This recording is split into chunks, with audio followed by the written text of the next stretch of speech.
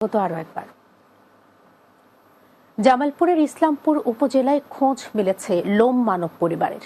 ৩টি পরিবারে নারী পুরুষ মিলিয়ে ১২ জন সদস্য মুখ জুড়ে লম্বা লোম নিয়ে কষ্ট আর বিড়ম্বনার মধ্যে জীবনযাপন করছে। বংশগতভাবে এসব পরিবারের সদস্যরা মুখ এবং শরীরে লম্বা লোম নিয়ে কষ্ট করলেও আর্থিক অসচ্ছলতার কারণে চিকিৎসা করাতে পারছে না। লিয়াকত হোসাইন লায়নের প্রতিবেদন, বিস্তারিত জানাচ্ছেন সুরাইয়া সীমা। জামালপুরের ইসলামপুর পৌর এলাকার উত্তর দরিয়াবাদ ফকিরাপাড়া গ্রামের ৩২ বছরের শিরিনা আক্তার।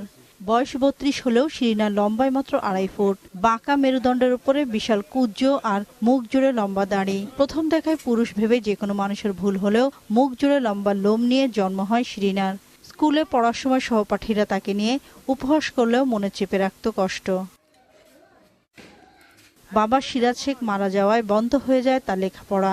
অভাবের সংসারে যেখানে দুবেলা খাবার জোটে না, সেখানে চিকিৎসা করানোটা স্বপ্নাতীত। বাড়িতেই থাকি আর স্কুলে গেলেও সবাই অবহেলা করে, এজন্য স্কুলেও যাই না। মানুষের ৩ বেলা খেলে আমরা 1 বেলা খাই, এই কষ্ট করি চলে। প্রজন্মের পর প্রজন্ম তারা সবাই মুখ সহ সারা দেহে এমন অস্বাভাবিক লোম নিয়ে বেড়ে উঠেছে। পরিবারগুলোর আর্থিক অবস্থা খারাপ হয় এই বিরল রোগের চিকিৎসা করাতেও না পেরে তারা এখন মানবেতর জীবনযাপন করছেন। বাড়ি ঘর নাই, সমস্যা, মানুষের বাড়ির থাকি, কামাই রোজগার নাই, টাকা পয়সা নাই, অভাব অনটনের দিন যায়। 9 জনের এই অবস্থা।